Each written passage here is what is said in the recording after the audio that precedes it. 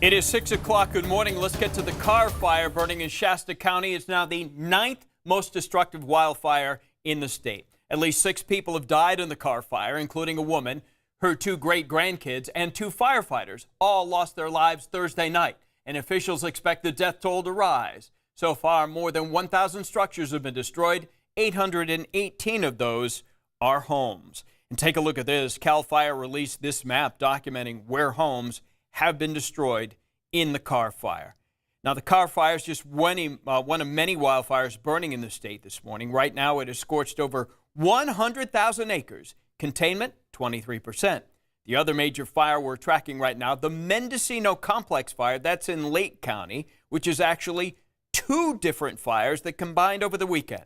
Nearly 68,000 acres are burned. It is just 5% contained.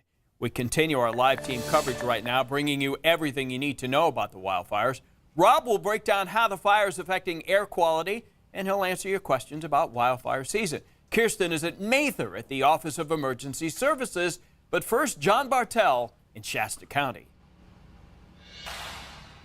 Well, we have been here at the Lake Redding Estates community pretty much all morning. This is one of those communities that have been evacuated for several days here, roadblocks, not letting anyone in here. And I've been getting a lot of requests here about, show us around. Could you just show us some of the homes here? So I want to do that and give you some perspective on where we're at. So we walk back here. We're on Harlan Road right here. The address at this specific home here is 3097. Just to give you a little perspective, these homes are pretty much burned at this point.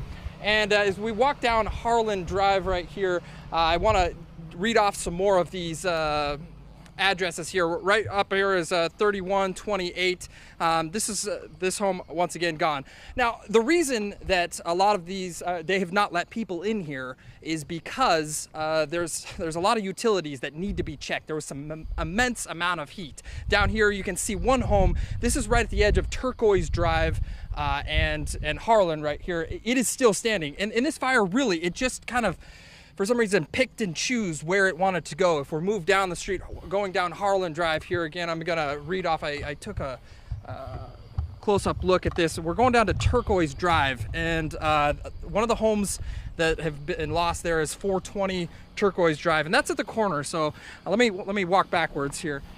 But right up the street, as you look again, there's another home that has been spared, and so it just gives you a little perspective that there is a lot of homes that are still standing here, yet a lot of people haven't been able to come in and find out if their home is still standing, and that's been frustrating for a lot of people. But there's the utility crews are working as hard as they can to make sure that these gas lines, these electrical lines, they are safe so they can start to let people come back into this area here. And we are going to stay out here coming up at 6:30. We'll show you some more houses. We'll keep moving down and show you a lot of these other places. We'll send it back to you. Fire personality, fire behavior takes out 3 or 4 houses and spares another. Just an odd thing. All right, John, thanks. As firefighters battle the Mendocino Complex Fire threatening Lake County, thousands of people were forced to quickly get their things and get out. Roberta Actor and John Surrey were forced to leave their homes when the Findlay area was evacuated. We're lucky. I mean, we really are. Yeah. You know, we got 2 decent vehicles, and we got our pets, and nobody's shooting at us, and we're just sitting here on the lawn, and people are feeding us and giving us cots and things. I mean, you just see a lot of situations where people are leaving some kind of travail, and things aren't going well. But they're pretty good at fire disasters in Lake County, I have to admit. 6 homes have been destroyed. More than 10,000 buildings are threatened. The flames are getting closer to Clear Lake. Many of the towns alongside it are under mandatory evacuations. Certainly weather plays a role in all of this. The heat of the day and winds. What are you looking at for air quality, Rob? Well, the wind is really the key in how this is going to play out today, because so far this morning you can see that some places are getting helped by the traditional wind that we get through the overnight hours, your classic Delta breeze. You can see where the air quality is just fine through the Bay Area, and then it kind of skips over places like Sacramento and Elk Grove and even off to the north, closer to the Mendocino Complex fire. Obviously, the air quality is poor, but you see we've got a couple spots that if you live in these areas, if you're in El Dorado Hills or Placerville or Auburn or Newcastle or areas off to the north, Plumas County, Truckee, South Lake Tahoe, over to the Reno side, and then obviously down toward Yosemite National Park and areas to the south, and even up to Sonora and other spots nearby, what tends to happen is the wind comes in onshore and then it bottles up all the pollution and the smoke particles. Even though this area is far away from where the fires are burning, it tends to concentrate it just by geography and a traditional weather pattern. So that's been the case the last couple days. I expect it to be the case again today. Temperatures were in the 90s, and you can see we're going to get that traditional delta breeze, yet once again, meaning air quality not getting better in those spots anytime soon. Now, dozens of agencies and organizations are working together at state operations for the Office of Emergency Services. So for more on that story, we'll talk to Kirsten Holmes. Kirsten. Hey, good morning, Rob. You're absolutely right. I want you to take a look behind me at the state operations. This place is typically empty, but since Friday, they have been working on a 24/7 shift, watching and monitoring and doing what they can to help the state of California combat these several wildfires, and a couple of them are deadly. I want to bring in Brian May. He's with California Office of Emergency Services. Thank you so much for waking up with us. Earlier, we talked about how the state of California is ready for this type of thing, but I really want to talk about what we're seeing behind us, because typically on a regular day, there's not anybody in this office. So when we have emergencies, we bring in every agency, every organization that can help respond. So behind me, you've got not only people from Cal OES and firefighters, Cal Fire's in there as well, but we've also got the California National Guard helping with ground control in those evacuated areas. We've got Caltrans telling us what roads are closed. We've got the Department of Water Resources letting us know if there's any waters that have been damaged. We've got utilities. We've got Red Cross. So everything that can respond not only to the fires, but to the people who have been evacuated as well. 38,000 people in the Carr Fire alone. We're taking care of their water, shelter, food, clothing, baby food, essentials that they can, because they're out of their homes now and they've got nothing with them, so we're trying to take care of them as well. Yeah, the really sad part about this is that a lot of people are saying that this is no longer a fire season, it is a fire year. That sounds really scary. How does the state of California make sure that we are on top of this? We train and drill throughout the year for events just like this, and then we learn from what happened in October and December in Santa Rosa and the fires down south as well. So we're ready at the moment's notice.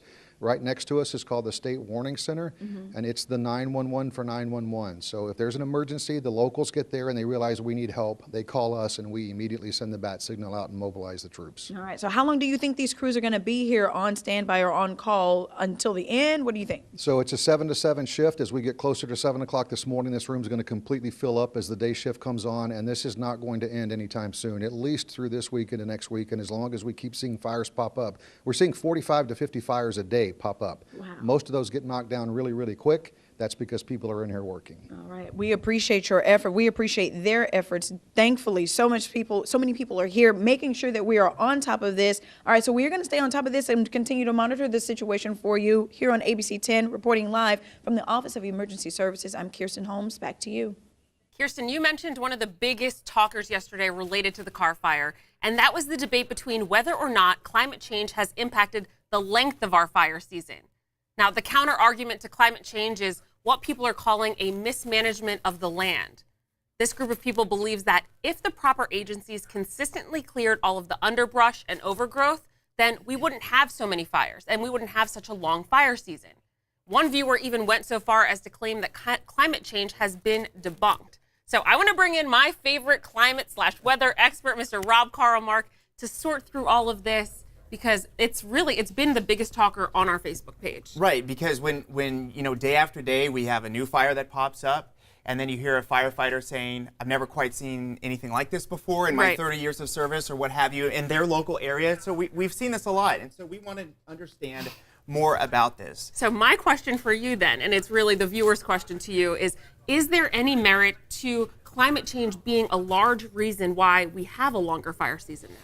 Yes, in my view, you have to factor in climate change as being a factor worth exploring, but you also have to include the management of forests over the years, because I want to give you a couple examples here for that argument, and this is well researched. And just so you know, the U.S. Forest Service, which manages some of the forests, especially in California, they believe in this, and they are doing their part to try and clear out some of the underbrush. So let's go way back in the day, shall we? These are big trees with some underbrush, small bushes and new trees, young trees there. And over the years, you can see the 30s is orange, the blue is more or less recent history. Back in the day, we had small trees, medium-sized trees, and large trees. But what we see now is that we have a huge number of small trees, i.e. underbrush. They burn faster, they burn quickly, they're at lower to the ground, so a fire can spread very quickly with small trees. And taller trees and bigger trees have a much easier time withstanding fire. So there is a great element and a lot of data for that argument. And you can see what it looks like there. Some big trees,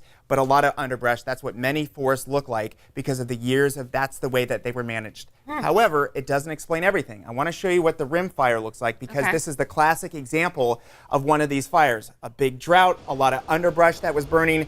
So perhaps if they managed it in a different way over the decades, that fire may have been different. However, that's one type of forest. It doesn't explain everything that's going on in California because we have many different types of climates. We have many different types of terrain. So does it explain everything? I don't think that it does.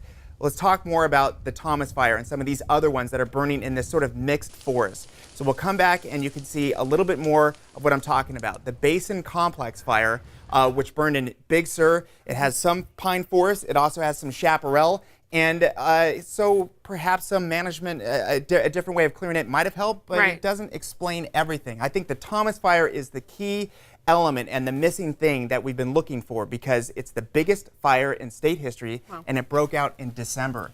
That's never happened before, and there's no forest management, there's no clearing of underbrush in that terrain because it's never been it's never been an issue. So when something that's never happened before burns longer and hotter and larger than in state history, and there's no forest management in the conversation, it leads you to believe that maybe something else is going on. So at least consider that when you're trying to tackle your understanding of this huge issue in the state. So I see your comments coming in on Facebook right now, and Rob and I will address them in Facebook after the show. But guys, thank you so much for chiming in on the conversation. But we have one more voice to add to this, and it is Miss Brittany Begley, who I know has been studying up on this topic. Brittany Begley, how can you add to our conversation, ma'am? Well, I hope my teacher's not watching because I just finished a paper on it. So I'm going to look through the comments and send it in as extra credit because it is a conversation worth having, a very passionate topic, and I love learning from you as well.